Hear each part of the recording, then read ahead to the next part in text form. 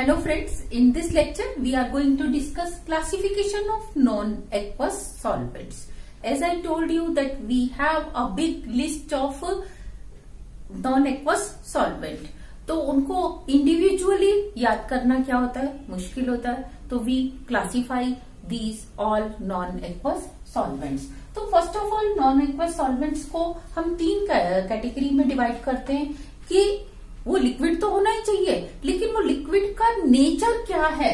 क्या वो molten salt है, मीन्स जैसे आपने सोडियम क्लोराइड को मेल्ट कर दिया अबव 800 डिग्री सेंटीग्रेड, या आपने लिथियम क्लोराइड को मेल्ट कर दिया अबव 180 डिग्री सेंटीग्रेड, तो अब वो लिक्विड स्टेट में आ गया. अब वो सॉल्वेंट की तरह एक्ट करे तो उसे हम कहते हैं मोल्टन सॉल्ट. नेक्स्ट होता है मोल्टन मेटल, कि आपने गोल्ड को मेल्ट कर दिया किसी और चीज को बीच में मिक्स करने के लिए, या आपने सिल्वर को मिक्स कर दिया, कॉपर को, आयरन को आपने क्या किया, पहले मेल्ट किया. तो आपने किसी मेटल को मेल्ट करके और फिर आपने उसकी लिक्विड स्टेट ली और उसको एज ए सॉल्वेंट ट्रीट किया. अच्छा, मरकरी तो इसका बहुत ही अच्छा एग्जांपल है. मरकरी क्या होता है, पहले से ही लिक्विड स्टेट में होता है. अब जब मरकरी को एज ए सॉल्वेंट काम में लाएंगे तो वो क्या होगा, एक तरह से मोल्टन मेटल वाली कैटेगरी में आ जाएगा. Next is molecular liquids. ये वेरी इंपॉर्टेंट क्लास है क्योंकि हम सारे सॉल्वेंट्स इसी कैटेगरी से पढ़ने वाले हैं. मॉलिक्यूलर लिक्विड मीन्स कि वो कंपाउंड पहले एक मॉलिक्यूल की तरह है और उस मॉलिक्यूल का अपना, उस कंपाउंड का अपना एक मेल्टिंग पॉइंट है, बॉइलिंग पॉइंट है, और उसके बीच की रेंज में आप उसको काम में ला रहे हो. तो अब जब आप मॉलिक्यूलर लिक्विड, देखो यहाँ आयनिक लिक्विड्स होते हैं. मोल्टन सॉल्ट में जो ज्यादातर आप देखेंगे वो क्या होंगे, आयनिक सॉल्ट्स होंगे. लेकिन मॉलिक्यूलर लिक्विड में आप जो देखेंगे वो ज्यादातर क्या होंगे, कोवलेंट मॉलिक्यूल्स होंगे, जैसे चाहे वो पोलर हो चाहे वो नॉन पोलर हो. तो मॉलिक्यूलर लिक्विड्स को हम ब्रॉडली दो पार्ट्स में डिवाइड करते हैं, आयनाइजिंग एंड नॉन आयनाइजिंग. ऐसे लिक्विड्स जो कि आयंस में डिवाइड होते हैं या आयंस में डिवाइड नहीं होते. आयनाइजिंग लिक्विड्स को again we can divide into three categories. Protic means ionise तो होंगे लेकिन उनका one of the ion will be proton. Next aprotic means ionise तो होंगे लेकिन वो प्रोटोन नहीं देंगे, उनके दोनों आयन कैटायन एनायन क्या होंगे, अदर देन प्रोटोन होंगे. और एम्फोटेरिक में क्या होगा, वो प्रोटोन ले भी सकते हैं और प्रोटोन दे भी सकते हैं. तो इस तरीके से आयनाइजिंग को हम तीन कैटेगरी में डिवाइड करते हैं. और नॉन आयनाइजिंग में, क्योंकि इनका आयनाइजेशन बिल्कुल ही नहीं होता, तो अब हम इनको दो कैटेगरी में डिवाइड करते हैं. एक तो कोऑर्डिनेटिंग मीन्स कि इनके पास लोन पेयर ऑफ इलेक्ट्रॉन है और ये किसी के साथ कोऑर्डिनेट बॉन्ड बना सकते हैं. और दूसरा नॉन कोऑर्डिनेटिंग, कि ये कोऑर्डिनेट बॉन्ड भी नहीं बना सकते, ना तो ये आयनाइज्ड होते हैं ना ये कोऑर्डिनेट बॉन्ड बना सकते हैं. नेक्स्ट अगर हम इसकी बात करें प्रोटिक की, तो प्रोटिक में मैंने आपको बताया था या तो वो H आयन देगा और उसका एक आयन क्या होगा, H आयन होगा, तो उसको हमने प्रोटिक बोला. लेकिन अप्रोटिक और आयनाइजिंग मीन्स आयनाइज्ड होगा लेकिन उसका एक भी आयन प्रोटोन नहीं होगा. तो इसको वैसे हम अप्रोटिक को एक और ब्रॉडली उससे भी डिवाइड कर सकते हैं. हालांकि हम इसको आयनाइजिंग कैटेगरी में पढ़ रहे हैं लेकिन फिर भी हम अप्रोटिक सॉल्वेंट को अगर इंडिविजुअली क्लासिफाई करना चाहें तो हम दो टाइप से कर सकते हैं, एक तो नॉन आयनाइज्ड और एक आयनाइज्ड. तो आप कह सकते हैं अप्रोटिक इधर भी हो सकता है, अप्रोटिक नॉन आयनाइजिंग में भी हो सकता है कि जिसमें प्रोटोन ना हो. तो देखो नॉन आयनाइज्ड होगा लेकिन वो सॉल्वेंट यानी कि कोऑर्डिनेट बॉन्ड बनाने की टेंडेंसी रखेगा, और इसमें आयनाइज्ड होगा और हाईली आयनाइज्ड होगा, जैसे कि ClF3 है वो आयनाइज्ड हो जाएगा. आपने किसमें, ClF2 एंड ClF4 नेगेटिव में. तो इसको हम इस तरीके से भी क्लासिफाई कर सकते हैं. या हम ब्रॉडली क्या कर सकते हैं कि मॉलिक्यूलर लिक्विड के चार डिफरेंट टाइप के क्लासिफिकेशन पढ़ सकते हैं according on the basis of their nature, on the basis of their coordinating behaviour, on the basis of their auto ionisation. तो इस तरीके से हम उसके चार डिफरेंट टाइप के कैटेगरीज क्लासिफिकेशन को पढ़ सकते हैं. So now we will discuss classification of non-aqueous solvent on four different bases. First, protic and aprotic. Second, acidic, basic and amphoteric solvents. Third, ionizing and non-ionizing. And fourth, coordinating and non-coordinating solvents. So first we are going to discuss protic and aprotic. Protic and aprotic solvents में you can see कि ऐसे solvents जो कि proton दे सकते हैं, ionised होंगे और वो एक प्रोटॉन देंगे। तो इसमें आप सबसे पहले देख सकते हैं हाइड्रोजन फ्लोराइड, H2O, अमोनिया और साथ में एसिटिक एसिड। तो इस तरीके से ये सारे सॉल्वेंट जो कि डिसोसिएट आयनाइज्ड होंगे किसमें, H+F- में, H+OH- में, H+NH2- में और ये एसीटेट आयन और H आयन में। अभी हम इनका डिस्कस करेंगे किस टाइप से ये आयनाइज्ड होते हैं। Next aprotic. अप्रोटिक मीन्स जिसके पास प्रोटॉन या तो है ही नहीं और अगर है तो वो आयनाइजेबल नहीं है। जैसे आपने देखा बेंजीन, बेंजीन में हालांकि 6 हाइड्रोजन है लेकिन ये एक भी एज ए H+ की तरह नहीं दे सकता, तो ये अप्रोटिक की कैटेगरी में आएगा। सिमिलरली हम बात करें क्लोरोफॉर्म की, प्रोटॉन है लेकिन दे ही नहीं सकता। आप बात करें एसीटोन की, तो एसीटोन में भी देखो 6 हाइड्रोजन है लेकिन दिया एक भी नहीं जा सकता। और हेक्सेन की बात करें, N-हेक्सेन C6H12 तो ये भी नहीं दे सकता। साइक्लोहेक्सेन ये C6H14 और साइक्लोहेक्सेन C6H12, इसके पास 12 हाइड्रोजन है, इसके पास 14, लेकिन ये किसी को दे नहीं सकता। तो ये हो जाएगा C6H14, C6H12। इस तरह से देयर आर मेनी सॉल्वेंट्स जिनके पास हाइड्रोजन है लेकिन वो दे नहीं सकते, या जिनके पास हाइड्रोजन ही नहीं है। जैसे आप इसकी बात करें सल्फर डाइऑक्साइड की, सल्फर ट्राइऑक्साइड की, और आप इसके अलावा देख सकते हैं POCl3, N2O4, ये सब क्या है, हाइड्रोजन ही नहीं रखते। तो इस तरीके से आपके पास एग्जाम में क्वेश्चन आ सकता है, वो आपको कुछ सॉल्वेंट्स के नाम लिख के दे देंगे मिक्स, और आपसे पूछेंगे कि classify them protic and aprotic में। तो आपने उसको क्लासिफाई करने के लिए यह देखना है कि कौन आयनाइज्ड होगा as a proton plus negative ion में, वो प्रोटिक, और जो आयनाइज्ड ही नहीं होगा वो सारे क्या होंगे, अप्रोटिक।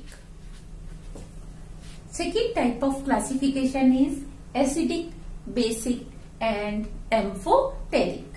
Acidic means ऐसे सॉल्वेंट्स जो कि प्रोटॉन डोनेट करते हैं, इजीली अपना हाइड्रोजन आयन किसी को भी दे देते हैं, like H2SO4 sulphuric acid, perchloric acid HClO4 and HF hydrofluoric acid. Next basic. Basic में क्या होता है, ये ऐसे सॉल्वेंट होते हैं जो इजीली प्रोटॉन एक्सेप्ट करते हैं, like pyridine, ammonia, hydrazine and ethylene diamine. Pyridine का फॉर्मूला क्या होता है, इस तरीके से एक हीट्रो एटम होता है बेंजीन रिंग की चेन में, अमोनिया या हाइड्रोजीन में दोनों नाइट्रोजन नाइट्रोजन के पास दो हाइड्रोजन होते हैं, दोनों अपने पास लोन पेयर रखते हैं और दोनों इजीली इलेक्ट्रॉन एक्सेप्ट कर सकते हैं। इथाइलिन डायमीन के केस में 2 CH2 ग्रुप आपस में जुड़े होते हैं और दोनों के साथ एक एक NH2 होता है, दोनों NH2 पे अपना लोन पेयर होता है। With the help of this lone pair it can make bond with proton and it can accept proton. Next amphoteric. Amphoteric ऐसे सॉल्वेंट्स होते हैं जो दोनों टेंडेंसी रखते हैं, प्रोटॉन एक्सेप्ट करने की, प्रोटॉन डोनेट करने की भी। Means they can behave like an acid, they can behave like a base, like water. Water जब अपना H+ किसी को देता है तो it get converted into hydroxide ion, और जब ये एक्सेप्ट करता है तो ये बन जाता है हाइड्रोनियम आयन में। सिमिलरली इथाइल अल्कोहल प्रोटॉन दे भी सकता है तो ये बने कन्वर्ट होगा C2H5O नेगेटिव में, और जब ये प्रोटॉन एक्सेप्ट करेगा तो ये बन जाएगा C2H5OH2 positive. Next methyl alcohol भी इसी तरीके से प्रोटॉन ले भी सकता है और प्रोटॉन दे भी सकता है। यहाँ मैं आपको एक छोटी सी बात और क्लियर करना चाहती हूँ, कई बार ऐसा कंफ्यूजन होता है कि ये अमोनिया और साथ में ये हाइड्रोजन क्या सिर्फ प्रोटॉन देते हैं, एक्सेप्ट नहीं करते। हाँ, मतलब प्रोटॉन एक्सेप्ट करते हैं, प्रोटॉन देते नहीं है किसी को, जबकि हमने तो देखा ये देते भी हैं। तो हम इनको फिर क्यों बेसिक की कैटेगरी में रख रहे हैं। सिमिलरली H2SO4 क्या सिर्फ प्रोटॉन देता है, लेता नहीं है, ये लेता भी है। हमने देखा H3SO4 पॉजिटिव आयन भी बनता है। तो फिर हमने इनको एसिडिक और इनको बेसिक क्यों कहा, जब सभी दे सकते हैं और सभी ले सकते हैं। तो यहाँ मैं आपको एक बिल्कुल छोटी सी बात बताना चाहती हूँ जो शायद आपके लाइफ में भी बहुत ज्यादा काम में आएगी, कि इस दुनिया में ना तो कोई छोटा है ना कोई बड़ा है, इट डिपेंड्स कि आपके सामने वाला कौन है। ये सारी चीजें रिलेटिव हैं या कंपैरेटिवली हैं। जैसे आपसे कोई कहे कि what about this line is a long और इट इज ए शॉर्ट। अब ये इस लाइन को लॉन्ग कहेंगे या शॉर्ट कहेंगे, तो अब आप पूछेंगे किसके कंपैरिजन में। तो आप देखिए इस लाइन के कंपैरिजन में दिस वन इज शॉर्ट, लेकिन इस लाइन के कंपैरिजन में दिस वन इज लॉन्ग। तो एक ही लाइन एक ही समय पे किसी और के कंपैरिजन में लॉन्ग है तो दूसरे के कंपैरिजन में वो शॉर्ट है। इसी तरीके से ये एसिड, बेस, एम्फोटेरिक, दुनिया में कोई भी ना तो एसिड है ना कोई बेस है।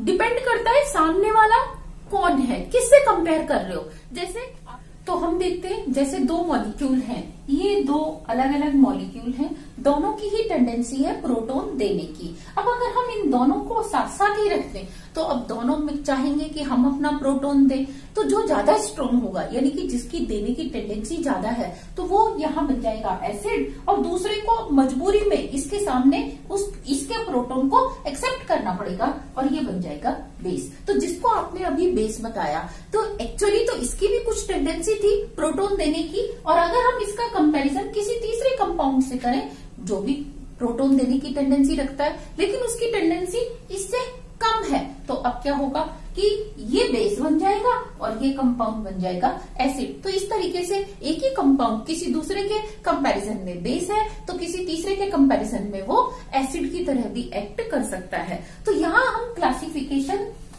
किस बेसिस पे करते हैं, क्योंकि यहाँ हमने इसको 3 पार्ट में बांट दिया, तो ध्यान दो कि आप वाटर को, क्योंकि हमने ज्यादातर सबका कंपैरिजन वाटर से कर रहा है, तो वाटर एक एम्फोटेरिक है, ये प्रोटॉन लेता भी है और देता भी है। तो अब आप वाटर से कंपैरिजन करो तो जो वाटर के कंपैरिजन में स्ट्रॉन्ग है यानी कि जो ज्यादा H+ देते हैं उनको हम क्या कहेंगे, एसिड्स। तो अब सारे एसिड्स जो वाटर में एसिड है हम उनको कैसे कंसीडर कर लेते हैं, एसिडिक कर लेते हैं, और जो वाटर में बेस की तरह बिहेव करते हैं मीन्स वाटर जिनसे ज्यादा स्ट्रॉन्ग एसिड है उनको हम कैसे कंसीडर कर लेते हैं, बेस की तरह।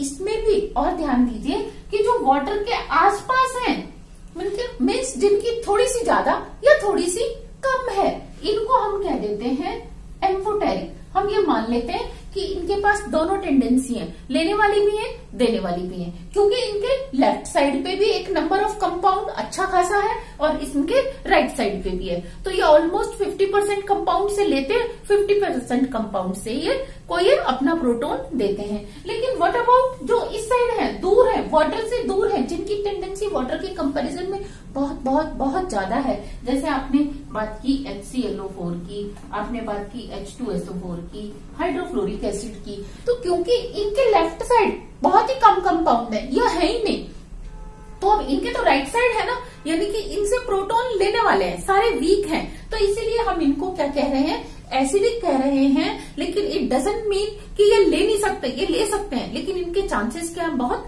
कम। सिमिलरली जो इन वाटर से बहुत दूर हैं यानी कि जो सिर्फ प्रोटॉन लेते हैं, प्रोटॉन तब देंगे जब उनसे और भी कोई वीक आएगा, और क्योंकि उनके राइट साइड क्या है, बहुत ही कम नंबर ऑफ कंपाउंड है, ज्यादातर कंपाउंड्स क्या है इनके लेफ्ट साइड पे उनकी टेंडेंसी। अगर हम इसको स्केल बना लें तो हम क्या देखते हैं, इसीलिए हमने उनका नाम रख दिया बेसिक। एक्चुअली वो एसिडिक की तरह भी बिहेव कर सकते हैं। तो इसलिए मैं कहना चाहती हूँ कि आपको यहाँ कोई कंफ्यूजन नहीं रखना, हमने सिर्फ उसकी कंपैरेटिवली स्टडी करके या उसकी रिलेटिव स्ट्रेंथ को देख के कह दिया कि ये एसिडिक है, ये बेसिक है, और जो बीच वाले हैं उनको हमने कह दिया amphoteric. Third category of classification is ionising and non ionising solvents.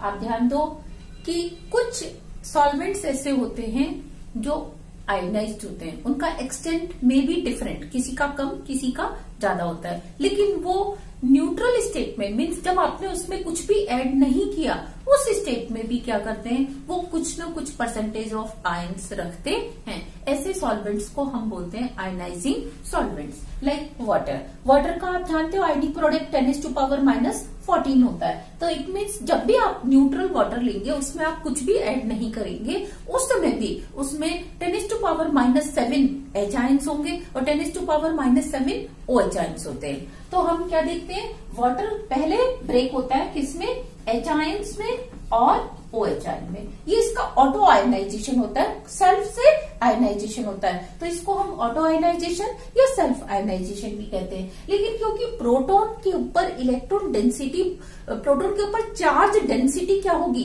बहुत ही ज्यादा होगी। क्यों? क्योंकि एक पूरा पॉजिटिव वन चार्ज एक छोटे से आयन के ऊपर है, तो इसलिए चार्ज अपॉन रेडियस का रेशो देखेंगे हम, तो इसके लिए बहुत ज्यादा होगा। जब इसके ऊपर चार्ज डेंसिटी ज्यादा है और जो दूसरा वाटर मॉलिक्यूल है उसके पास क्या है, लोन पेयर ऑफ इलेक्ट्रॉन है, तो वो इमीडिएटली क्या करेगा, क्योंकि वाटर के अंदर बहुत सारे वाटर मॉलिक्यूल्स हैं, तो वो प्रोटॉन से रिएक्शन करके या उसको अपना लोन पेयर देके प्रोटॉन को एक्सेप्ट कर लेगा और ये बना लेगा hydronium ion plus hydroxide ion. तो आपको वाटर के आयनाइजेशन से मिलता है hydronium ion plus hydroxide ion. Similarly ammonia, ammonia break होता है किसमें, H प्लस और NH2 नेगेटिव में। लेकिन H प्लस के ऊपर चार्ज डेंसिटी बहुत ज्यादा है, तो दूसरा अमोनिया मॉलिक्यूल यानी कि उसमें बहुत सारे पड़े तो वो एक अपने लोन पेयर से प्रोटॉन के साथ जुड़ जाता है और आपको मिलता है अमोनियम। और आपको मैं बता दूं कि अगर आपने 1 लीटर अमोनिया गैस ले रखी है तो 10⁻⁻33 के आसपास क्या होता है, इसका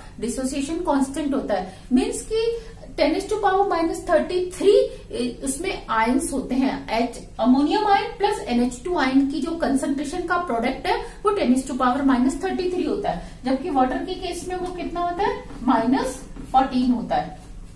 नेक्स्ट अगर हम बात करें CH3COH एसिटिक एसिड की, तो एसिटिक एसिड भी प्रोटॉन देता है और एसीटेट आयन बनाता है, लेकिन प्रोटॉन को दूसरा एसिटिक एसिड का मॉलिक्यूल एक्सेप्ट कर लेता है और ये बन जाता है इस तरीके से CH3COOH2 पॉजिटिव एंड ये एसीटेट आयन नेगेटिव। अब देखो सल्फ्यूरिक एसिड, अभी हमने इसको एसिडिक कैटेगरी में पढ़ा था, लेकिन ये अपना H प्लस क्या करता है, एक्सेप्ट कर लेता है। तो इट मीन्स इसका एक मॉलिक्यूल क्या कर रहा है, एसिड की तरह, और दूसरा मॉलिक्यूल बेस की तरह बिहेव कर रहा है। तो ये देखो एक ने दिया H प्लस और HSO4 नेगेटिव, उस H प्लस को सल्फेट ने दोबारा एक्सेप्ट कर लिया H2SO4 ने और ये बना दिया H3SO4 पॉजिटिव। नेक्स्ट HF को भी हमने एसिडिक कैटेगरी में रखा था, तो ये क्या करता है, पहले एक H प्लस देता है, H प्लस और फ्लोराइड नेगेटिव में ब्रेक होता है, लेकिन H प्लस को HF का दूसरा मॉलिक्यूल एक्सेप्ट कर लेता है और ये बन जाता है H2F पॉजिटिव। ClF3 की बात करें, देखो यहाँ पे इन सारे एग्जांपल्स में क्या था, प्रोटॉन जो सॉल्वेंट से कैटायन बन रहा था उसको सॉल्वेंट मॉलिक्यूल एक्सेप्ट कर रहा था, लेकिन यहाँ रिवर्स है।